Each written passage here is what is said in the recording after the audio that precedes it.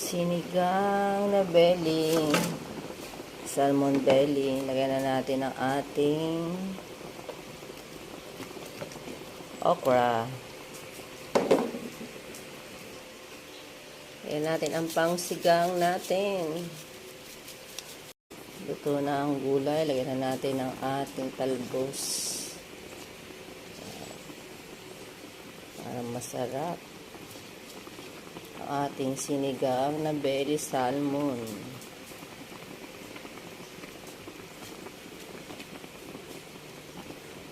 Maya lang, luto na yan. Huwag nating overcook ang ating gulay.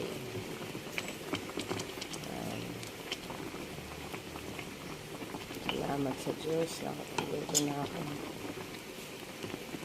Ating sinigang belly salmon. Ayan, luto na.